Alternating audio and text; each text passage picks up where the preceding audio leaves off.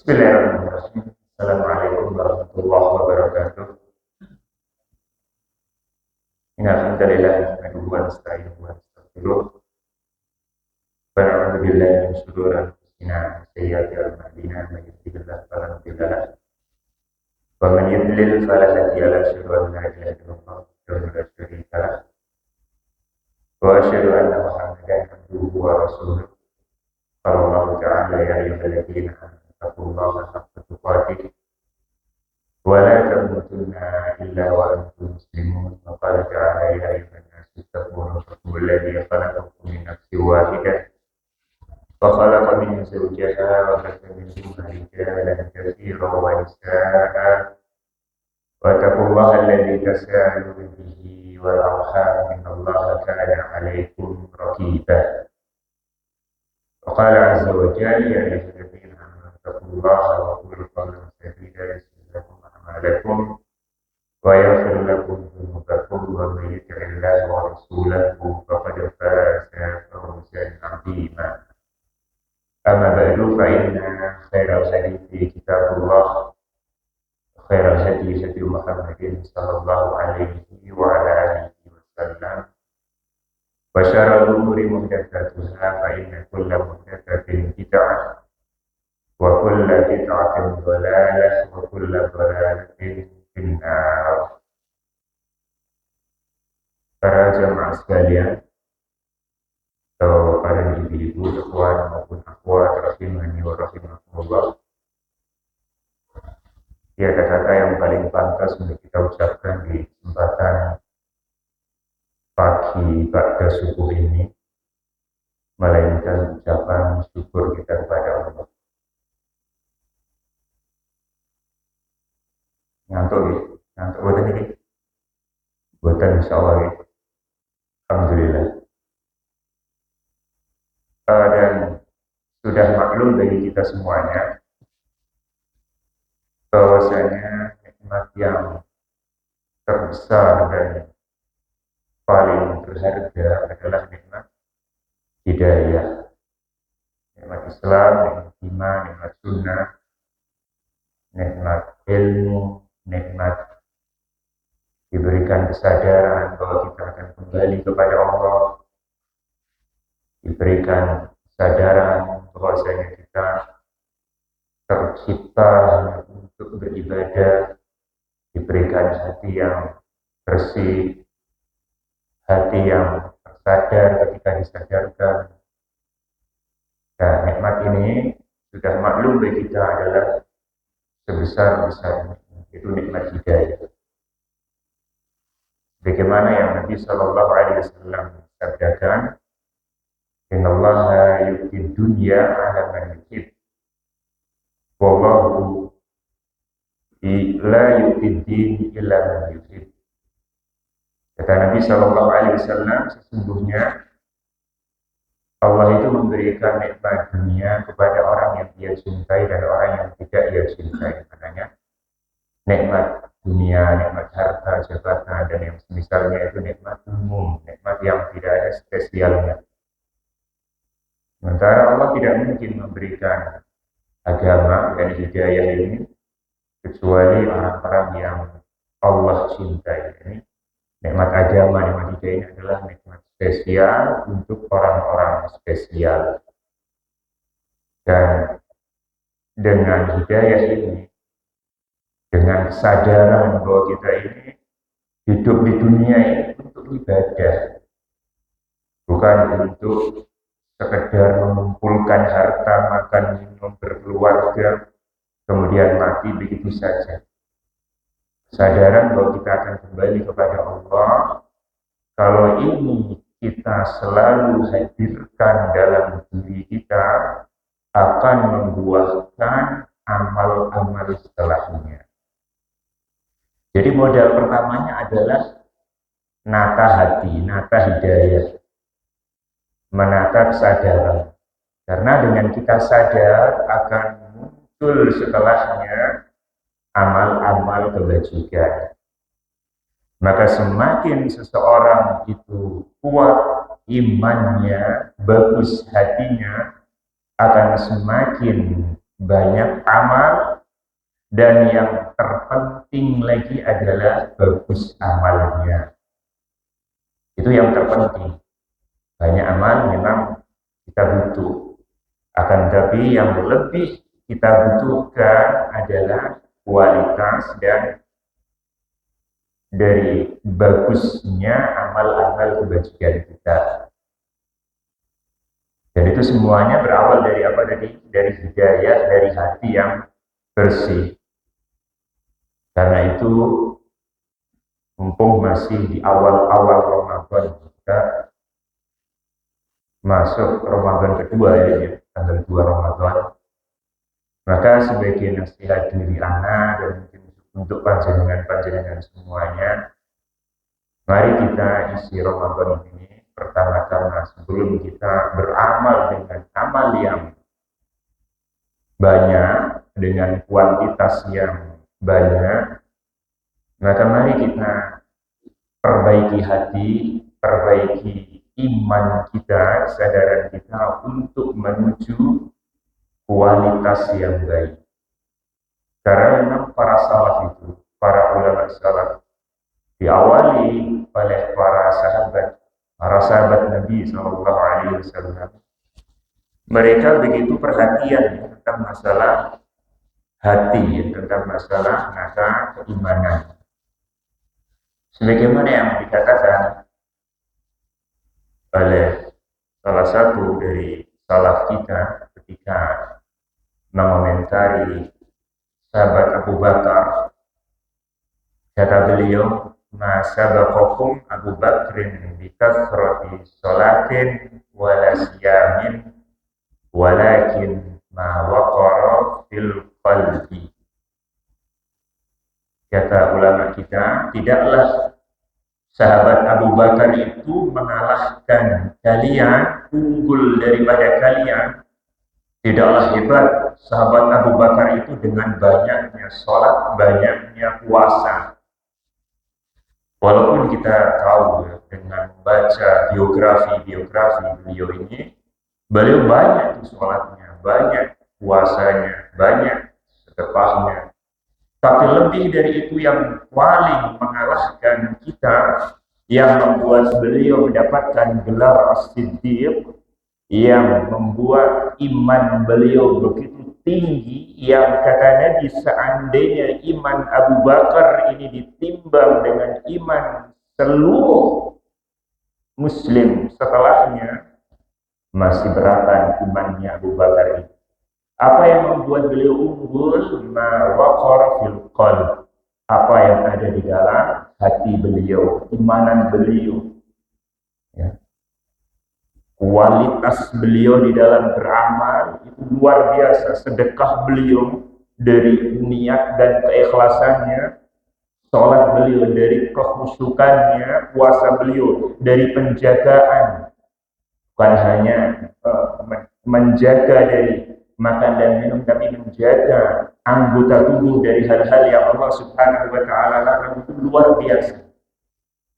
Dan kita yang mengaku meneladani para salaf, ini harus banyak belajar ya tentang bagaimana salaf menata hati.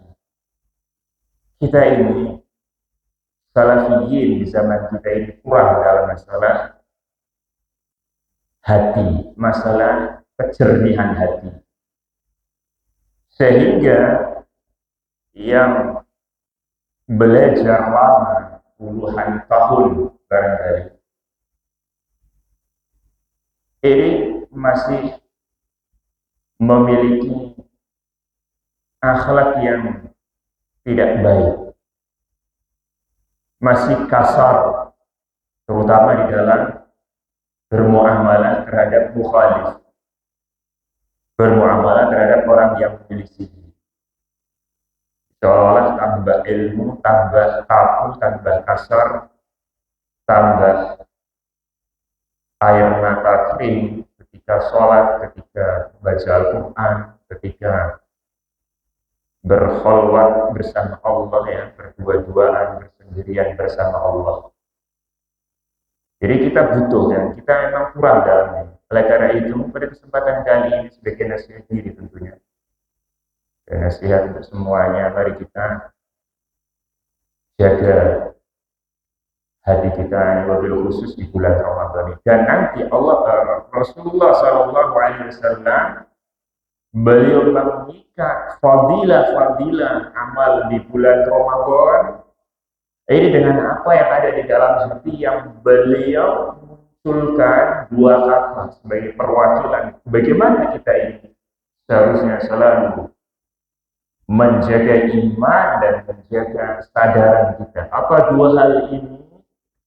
Iman dan ihtisan. Kita kalau membaca hadis-hadis tentang Ramadan, maka kita akan sering menjumpai dua syarat ini, yaitu iman wa ihtisaban. Nabi SAW bersabda, "Man shoma Ramadhana imanan wa ihtisaban." Barang siapa yang puasa dengan iman dan ihtisab. Nanti kita akan jelaskan apa maksud dari iman dan apa maksud dari ihtisab.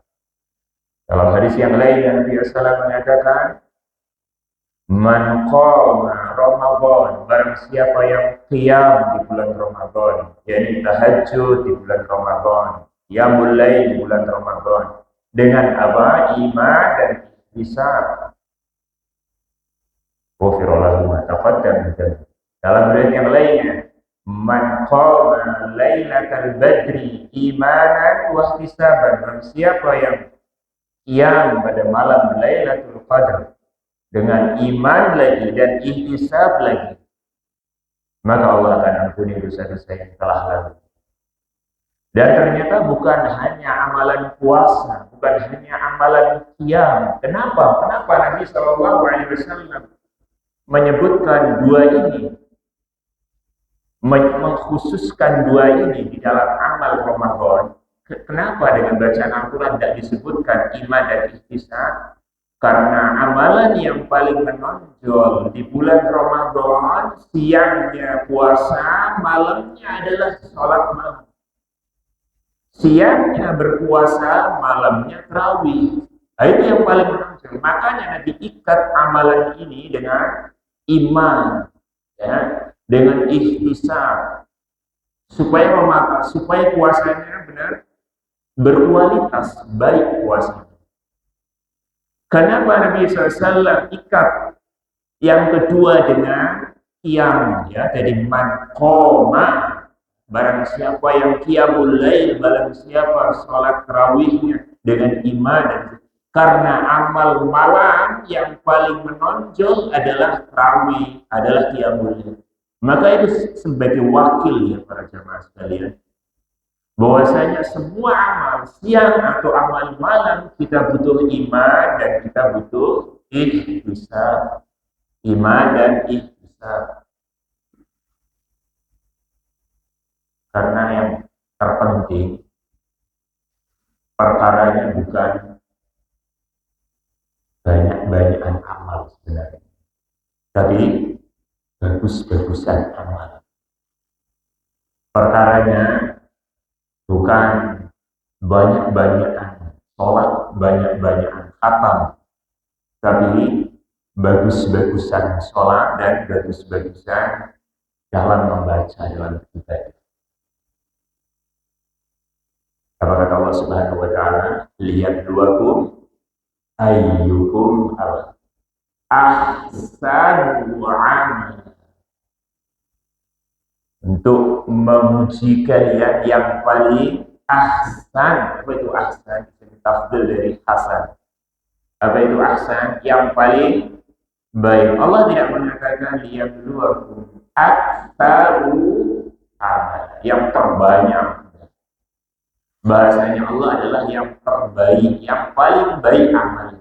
Jadi perkaranya sekali lagi adalah kita ini bagus-bagusan amal, ya, bukan banyak-banyakan amal. Bagaimana itu yang diterangkan oleh para salaf. Sehingga mereka ketika mendapat hidayah Islam sesuai dengan ahli sunnah wal jamaah. Karena Islam pertama adalah Islam ahli sunnah. Mereka tidak berselang waktu, benar-benar kualitas hatinya, ingatnya terhadap akhirat itu betul-betul luar biasa. Oleh karena itu kita ingin seperti mereka, para salaf itu pada zaman sekalian. Para sahabat itu mereka masuk Islam, mereka masuk menjadi ahli sunnah. Tidak semuanya karena sadar, karena langsung ingat akhirat, karena langsung rindu dengan surga. Paham gitu dengan para sahabat itu masuk Islamnya tidak semuanya karena dalil hujah dan karena kesadaran, tapi ada dari mereka bahkan tidak sedikit yang masuk Islamnya karena dunia. Masuk Islamnya itu karena iming-iming dunia. Tidak sedikit para sahabat seperti itu yang mereka tergerak masuk Islam karena Nabi yang terus memberikan hadiah kepada mereka. Itu yang dikatakan oleh sahabat Anas. Jadi kesimpulan ini bukan dari anak pribadi. Yang menyimpulkan, yang mengatakan adalah sahabat Anas bin Malik khadim Rasulullah SAW. Beliau mengatakan yang secara makna, yang secara terjemahan bahwa tidak sedikit para sahabat yang mereka masuk Islam, karena senang dengan Islam. Akan tetapi dari sebagian mereka bahkan itu banyak masuk Islamnya karena dunia. Akan tetapi garis bawah istilahnya tidak berselang waktu yang lama, tidak lama-lama setelah itu mereka semuanya menjadikan akhirat lebih mereka cintai daripada segala-galanya. Setelah itu dunia nggak ada harganya bagi mereka. Coba lihat seperti sahabat Aqra ibn Habis. Sebelum dia masuk Islam, baru tergerak dengan berita-berita kedermawannya Nabi Sallallahu Alaihi Wasallam. Dia ingin minta kambing, seekor saja kambing dari Rasulullah SAW. Pas waktu itu Nabi SAW mendapatkan ghanimah berupa atau anak kambing yang banyak. Dia datang minta sama Nabi Muhammad, ya Muhammad, wahai Muhammad, saya minta kambing yang banyak, satu saja. Kata Nabi SAW, kau lihat di lembah itu banyak itu, sebisanya kau ambil semua. Kalau bisa semuanya ya diambil semuanya. Oh senang, saya minta satu, itu kalau ditawarkan semuanya. Sumringah ini kan Aqra bin Habis ini.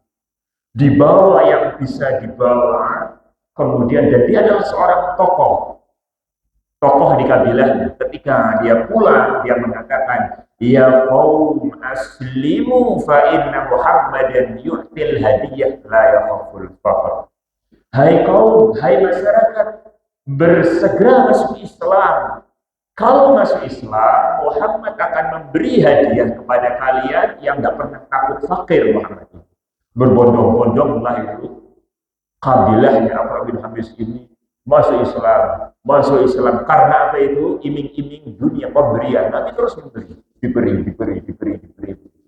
Tapi setelah itu kata Anas, tidak berselang waktu lama, tidak sampai tahunan, mereka menjadikan dunia itu tidak ada harganya. Mereka jadikan akhirat itu nomor satu. Hati mereka, pikiran mereka itu sudah di akhirat, meskipun jisim, jasad mereka itu di bumi, di dunia ini. Kita kan ingin seperti itu. Kayak keadaan kita.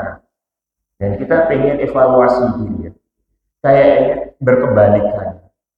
Rata-rata kita ini mengenal sunnah, dapat hidayah karena sadar, terus senang dengan sunnah. Kebanyakan, ya tentu ada mungkin karena Masjid Riyadhus Shalihin itu yang masih hadiah ke ikhwan, terus dikasih beras, dikasih minyak, sampai akhirnya senang loh. Senang sama antum-antum ini, sama panitia itu dermawan sekali. Masjid Riyadhus Shalihin, terus apa TK Al-Gunaya ya, dari Al-Gunaya, kemudian Walari Masjid, Masya Allah, senang ya kan? Senang masuk pengajian, senang dengan orang-orang sunnah ini, warna mereka dermawan-dermawan. Setelah itu mereka benar-benar menjadikan akhirat nomor satu. Setelah itu dunia kayak enggak ada lagi. Kan seringnya kita melihatnya awal-awalnya itu justru benar-benar iman kita ini seperti imannya. Jadi mau mendekati imannya para sahabat saat baru masuk sunnah ya, saat baru kenal sunnah. Kita mudah menangis, kita mudah bersedekah, kita mudah berbuat kebajikan. Kita inginnya yang punya pekerjaan yang haram, sudah pikirannya saya harus resign. Udah yang penting masalah rezeki, udah gak mikir itu ke depannya. Bismillah.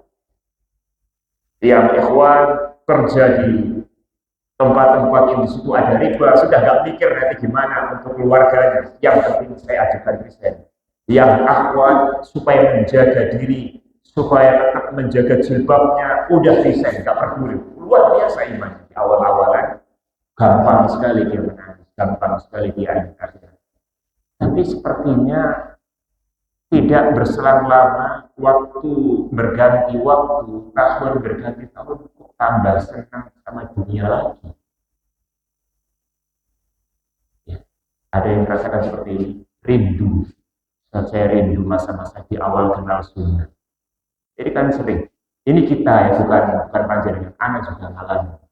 Kadang-kadang kok sekarang sulit lagi ya nangis, sulit lagi untuk bangun malam, sholat dengan khusyuknya, bermunajat dengan Allah. Rindu air mata dulu di awal-awal kenal sunnah. Kok sekarang mau mengeluarkan duit untuk donasi, sedekah itu kok mikirnya terlalu panjang. Pengen bersedekah tapi mikirin tanggungan SPP anaknya, mikirin mungkin dia masih hutang, masih punya kreditan, kan? Masih banyak tanggungan. Kalau dulu itu kayaknya mudah. Nah, kita ini seolah seperti berkebalikan dengan keadaan para sahabat. Kalau para sahabat itu di awal mereka ada yang karena dunia masuk dia, nyantol dia masuk ke sunnah. Jadi orang ahli sunnah dengan dunia. Tapi tidak berselang waktu mereka langsung benar-benar menjadi seorang muslim ahli sunnah yang menjadikan akhirat nomor satu. Kita ingin seperti itu. Momen-momen Ramadan ini mudah-mudahan bisa menjadikan kita kembali sadar, kembali lagi mudah kita ini untuk mengingat akhirat karena iman banget. Kalau kita ini bisa bertemu di bulan Ramadan, tapi kita ini tidak bisa maksimal ya, itu iman banget. Karena perkaranya pula itu nikmat bertemu Ramadan itu bukan ketemu Ramadan, tapi yang menjadi perkaranya, yang menjadi nikmat itu adalah masuk Ramadan kita bisa beramal. Sekedar ketemu Ramadan sampai selesai, sampai Lebaran, tapi nggak ada amal, itu nggak nikmat. Yang nikmat itu adalah ketemu Ramadan dan mudah-mudahan sampai selesai dan bisa beramal. Gitu. Bulan itu, waktu itu tidak mensucikan seseorang. Sebagaimana tempat itu tidak bisa mensucikan seorang. Apa kata sahabat Salman Al-Farisi dari Persia yang beliau, perjalanan panjang dan kita tahu sejarahnya beliau sampai akhirnya ketika Nabi SAW meninggal, beliau balik lagi ke Persia, ke Iran. Ketika itu sebagian sahabatnya mengatakan halumma ilal ardil muqaddasah, dinasihati ya sama teman-temannya ini, wahai Salman, ayo kita kumpul bareng di negeri yang suci, yaitu di negeri Syam. Negeri Syam itu sekarang negara apa itu? Ada 4 negara. Apa itu? Syria, Palestina, Lebanon, Yordania. Empat negara ini yang disebut dengan negara atau negeri Syam, dan negeri Syam adalah negeri yang memang berkah, negeri yang banyak keutamaannya. Nabi Muhammad mengatakan, Allahumma barik fi Syamina, ya Allah berkahilah negeri Syam. Salman itu disuruh, ya, ayo kita ke negeri Syam, di situ itu tempat yang berkah. Apa jawabannya Salman? Innal arda la yuqaddisuhu ahad wa innama yuqaddisuhu ahad amaluhu. Sesungguhnya tempat itu nggak bisa membuat suci orang, tapi yang bisa membuat suci orang, bisa membuat baik orang, itu amal. Jadi secara otomatis orang itu pindah ke tempat yang berkah, tempat yang baik, otomatis ujuk-ujuk langsung baik. Nah, yang membuat baik apa? Amalnya dia. Sebagaimana itu tempat, waktu pun demikian. Tidak otomatis kalau orang itu masuk Ramadan ujuk-ujuk langsung baik, langsung soleh. Tidak. Yang membuat baik itu apa? Amalnya. Makanya Nabi Shallallahu Alaihi Wasallam di dalam hadis itu kan pernah tiba-tiba beliau naik mimbar begitu, satu tingkatan mimbar itu belum amin, kemudian naik lagi amin, kemudian naik lagi amin. Kemudian para sahabat bertanya, ayo amin ya Rasulullah, panjenengan aminkan apa? Amin, amin, amin.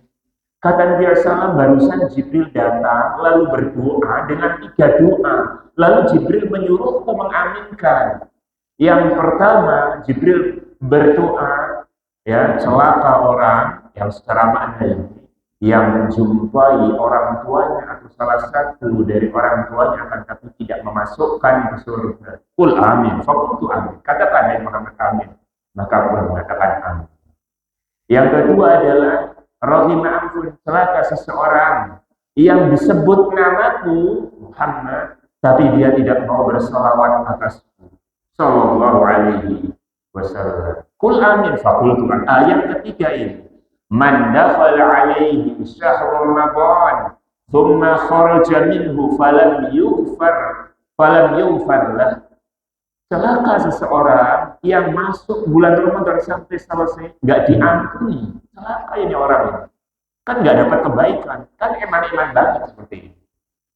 Bagaimana kita ini bisa terampuni? Dengan kita beramal. Bagaimana kita bisa kuat beramal dengan memperbaiki hidayah hati, iman, sadar gitu. Karena kalau kita tidak memperbaiki hati, mau dikasih pengajian sehari 3 kali setiap hari, itu tetap rencana-rencana yang tidak terwujud. Nah, semangat ketika dinasihati begitu. Saya akan khatamkan Al-Quran ini 10 kali. Allah semangat ini, mumpung semangatnya. Bulan khatam 10 kali.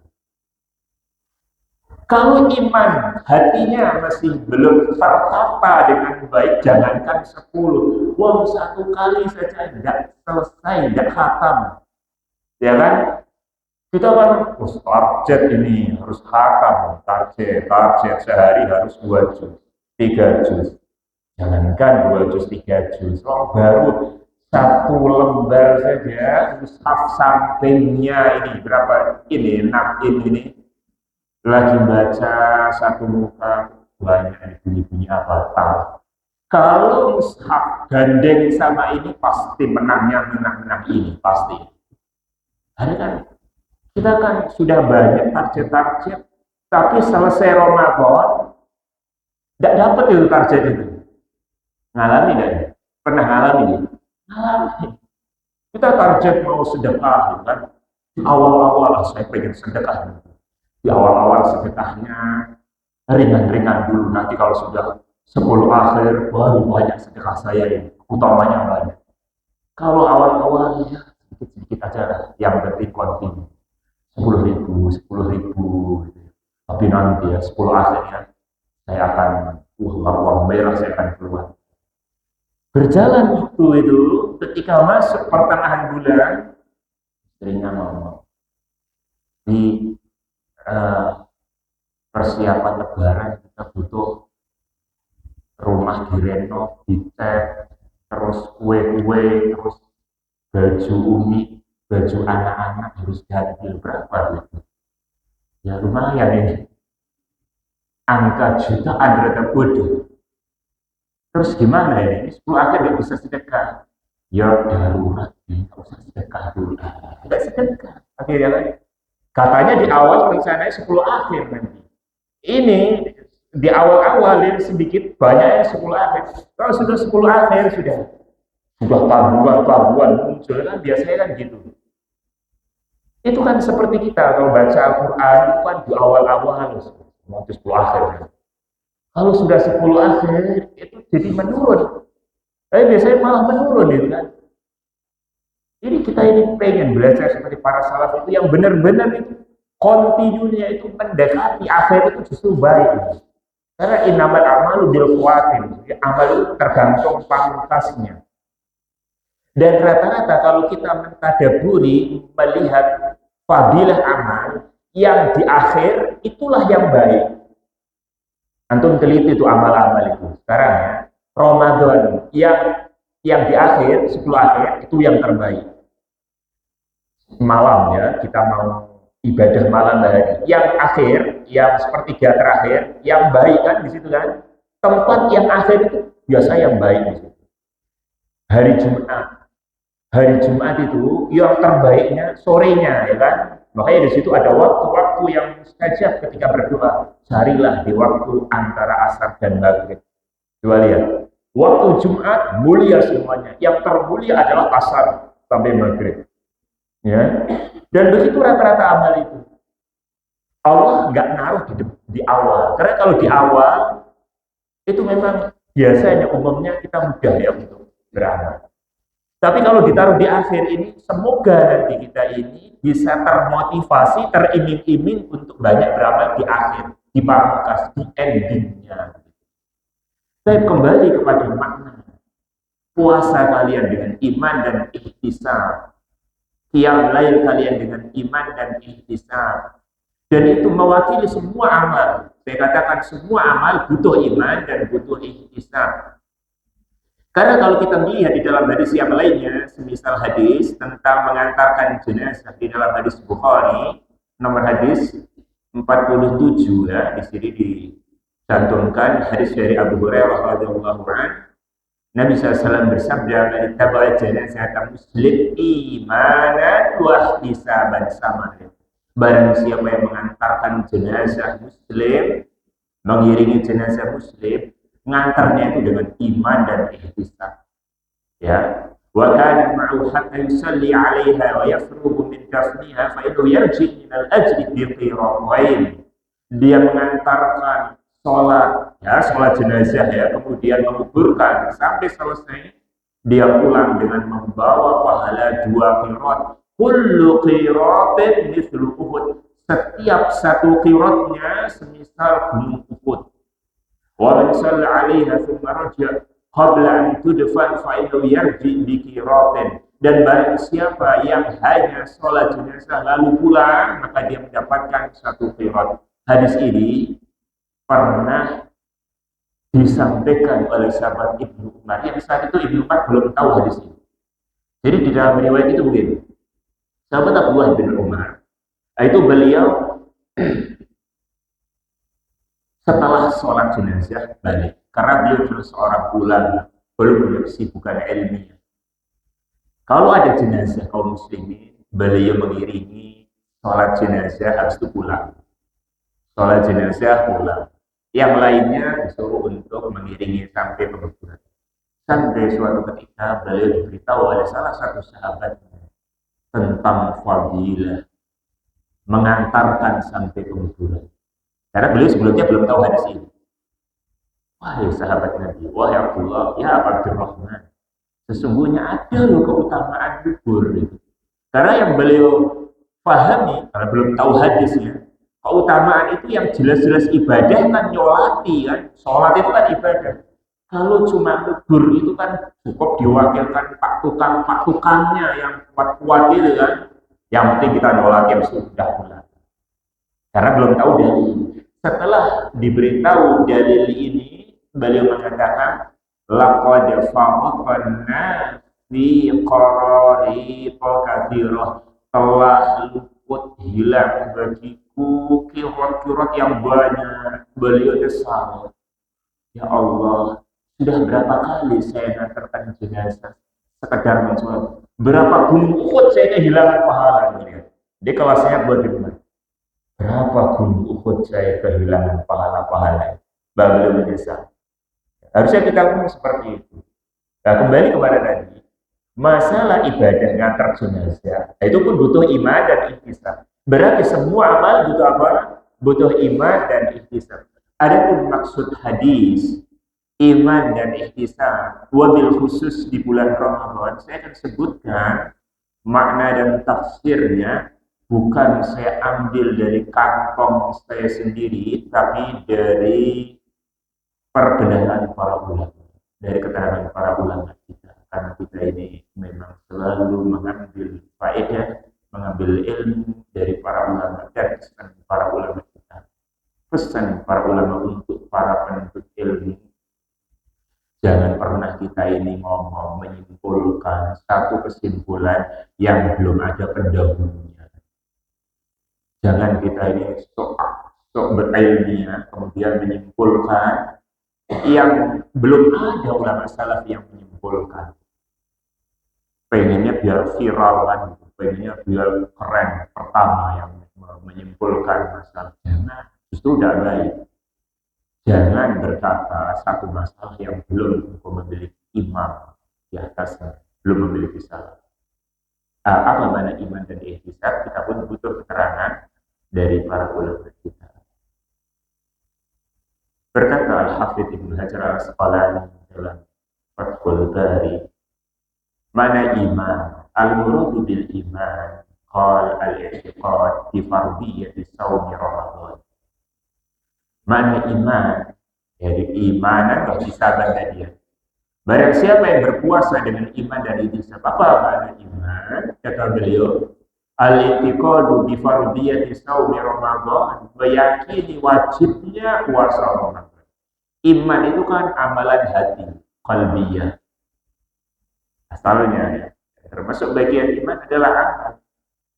Maka yang pertama kali masuk iman adalah mengimani, meyakini, mempercayai dengan tanpa keraguan bahwasanya puasa Ramadan itu wajib.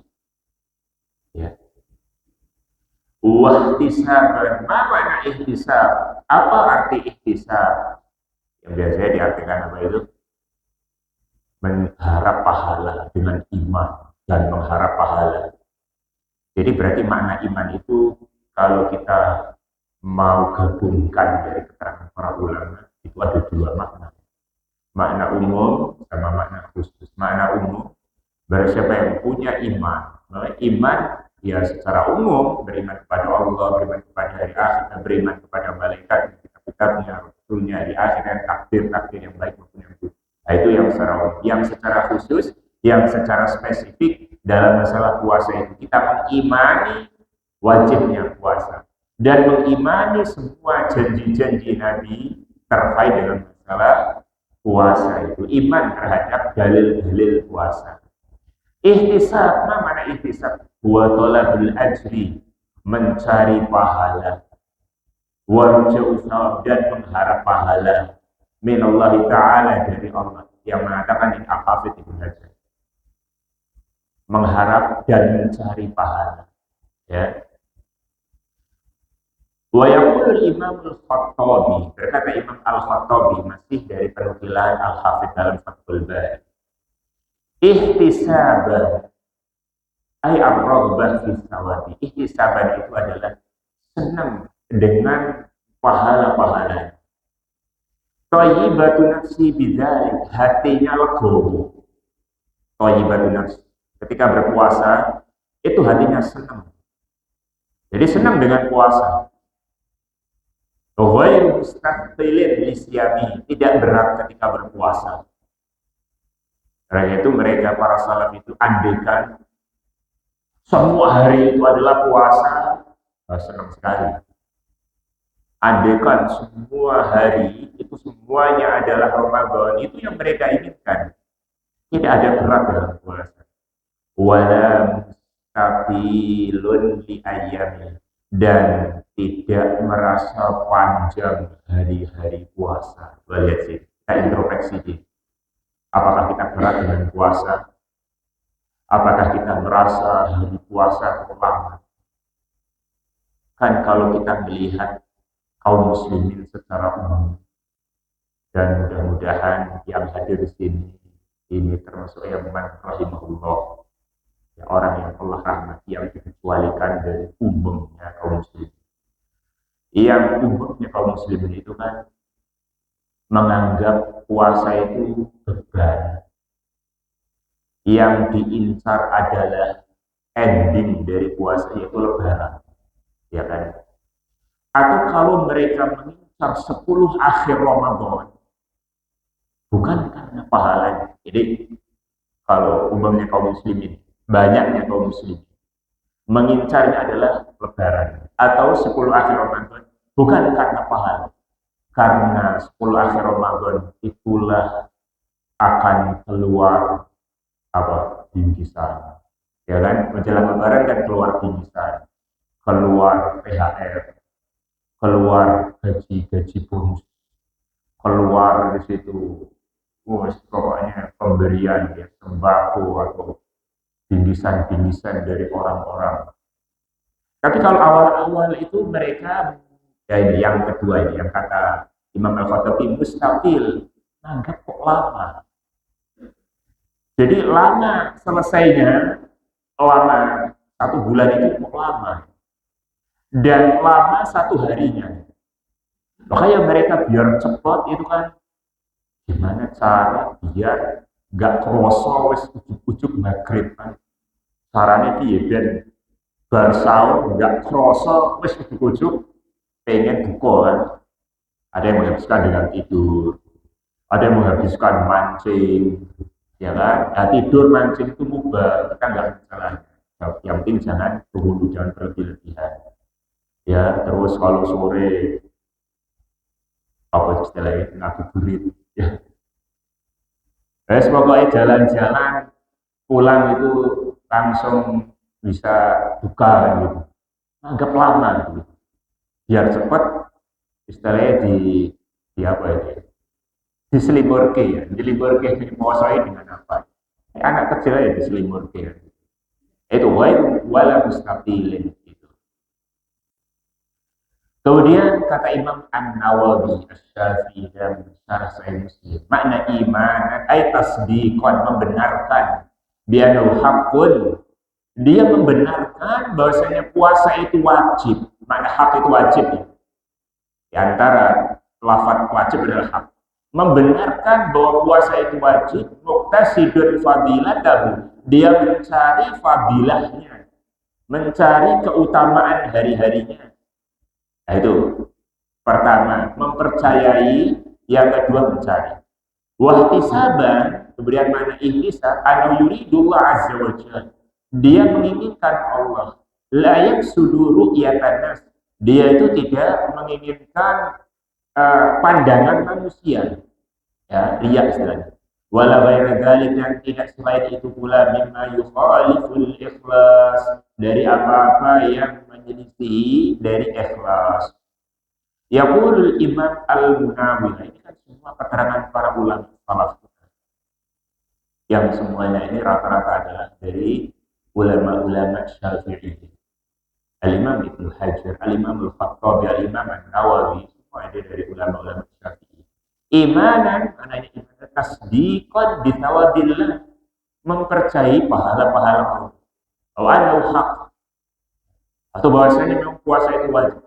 Wahtisaban, ya, sementara ihtisab li'amdillahi bihi, dia mengharap pahala karena perintah Allah. Jadi lihat ini, karena ngamalin perintah Allah itu sudah cukup sebagai penggerak kita ini mencari pahala. Jadi seandainya fadilah puasa, fadilah sholat malamnya itu nggak ada kecuali perintah, maka itu sudah cukup kita ini tergerak untuk mendapatkan pahala. Kenapa? Setiap perintah pasti berpahala kalau dikerjakan. Walaupun tidak ada iming-iming. Kalau ada iming-iming itu menambah motivasi. Maka seharusnya kita ini belajar. Kalau ada perintah apapun, meskipun belum tahu iming-iming setelahnya, udah cukup. Ini perintah Allah. Saya ingin mengamalkan, ini pasti berpahala. Itu kata beliau. Kata Imam Al-Munawi. Taliban al-ajra aw iradata wajhillah, dia mencari pahala atau mengharapkan wajah Allah. La linahwi riya, tidak riya. Ingin dilihat. Apa arti riya itu? Amalannya pengen dilihat. Dilihat oleh orang. Kalau sum'ah apa sum'ah? Bedanya sama sum'ah apa? Sum'ah itu diperdengarkan. Dia senang kalau ada yang muji, dengerin pujian orang itu. Bukan amal kita disuarakan, bukan. Tapi orang itu puji, dengar kita, senang. Itu namanya sum'ah. Sum'ah itu berarti mencari pendengaran dari pujian orang. Dengar pujian itu senang. Nah, itu. Dan itu semuanya adalah perusak ikhlas, yang menyelisih ikhlas. Adapun yang ikhlas, dia beramal murni untuk Allah Subhanahu wa Ta'ala. Dan hati-hati, ada tipis di situ antara ikhlas, antara menjaga keikhlasan dan orang yang terjatuh dalam riya yang terselubung. Riya yang pengennya ikhlas tapi terjatuh dengan riya pula, terjatuh dalam riya. Dia itu apa? Tidak beramal karena takut riya. Nah, itulah riya pula. Saya tidak mau sedekah, nanti kalau sedekah khawatir dipuji, jadi nggak usah sedekah. Saya nggak usah ta'lim, kalau ta'lim nanti diomongin orang alim. Saya nggak sholat terawih aja, kalau sholat terawih nanti saya dianggap orang yang sok pengen surga dewean, sok dianggap itu kan. Akhirnya dia tidak beramal demi menjaga justru itu udah dia. Jadi hati-hati ya. Kadang-kadang kita ini pengen menjaga niat, pengen menjaga ikhlasan, justru terjatuh dalam riya. Terus gimana sikap kita? Beramal dilihat orang, kita jadi riya, nggak beramal supaya nggak dilihat orang, nggak dipuji orang, riya pula. Terus gimana? Ya, tetap ada orang atau tidak, mesti berjalan beribadah. Ada orang, yo tetap seperti itu dari awal kita jaga. Nggak ada orang, yo tetap seperti itu. Awal kita mau ngaji, ya sudah ngaji.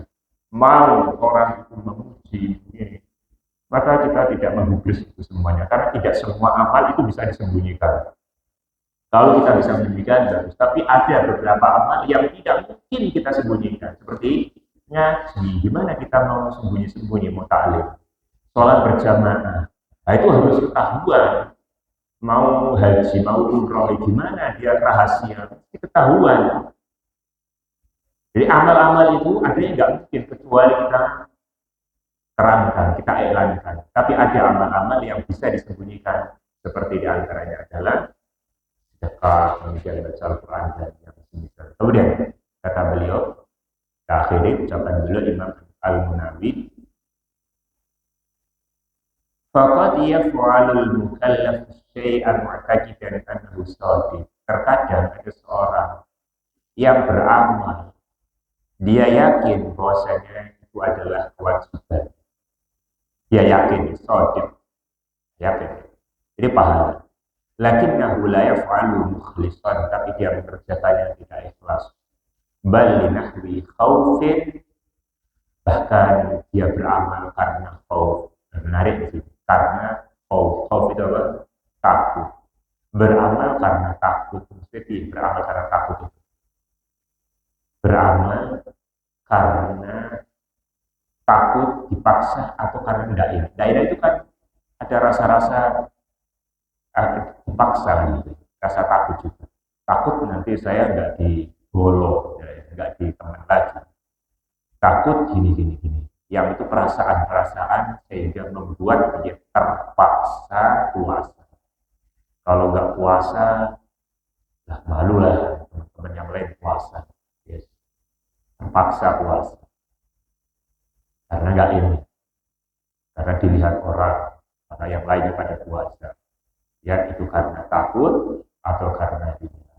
Wa sebelum kalam ringkasan dari apa yang saya sampaikan pada kesempatan pagi yang bisa kita harapkan keberkahannya ini, bahwasanya kita di dalam menuju kampung akhirat butuh hati yang salim, hati yang selamat, sebagaimana yang Allah Subhanahu wa taala firmankan, yauma la yanfa'u malun wala banun illa man atallaha biqalbin salim, hari di mana tidak manfaat tidak manfaat harta dan anak-anak kecuali yang datang dengan membawa hati yang salim. Hati yang salim ini hati yang senantiasa untuk Allah, karena Allah, dengan pertolongan Allah. Hati yang salim ini yang selalu dia membuat tergerak beramal, membuat amalnya berkualitas. Perkaranya adalah mari kita baik-baikan amal, bukan mari kita banyak-banyakan amal. Di bulan Ramadan ini salah satu di antara cara kita ini untuk berbaik-baikan amal, berbagus-bagusan amal, juga harapannya berbanyak-banyak amal setelahnya. Karena dengan hati yang salim tadi, setelahnya pasti akan memunculkan amal. Setelah amal terwujud, pasti akan bertambah kualitasnya. Semakin pandai kita menjaga hidayah, iman, dan hati ini, semakin kualitas dan kuantitas kita lebih. Semakin kita menurun iman dan hati yang salim ini, semakin kuantitas kita menurun dan kualitasnya juga menurun. Maka kita meminta kepada Allah, bertemunya bulan Ramadan ini bukan sekedar bertemu, tapi Allah beri taufik kita untuk beramal. Allahumma waffiqna fi Ramadan, ya Allah, berilah taufik kami untuk beramal di bulan Ramadan. Hadza minni, ini dari anak. Mudah-mudahan pertama bermanfaat untuk yang menyampaikan dan juga yang mendengarkan. Wa nakhtim di doa kafaratul majlis, dan kita tutup, kita akhiri dengan doa kafaratul majlis. Subhanallah wa bihamdihi, asyhadu an la ilaha illa anta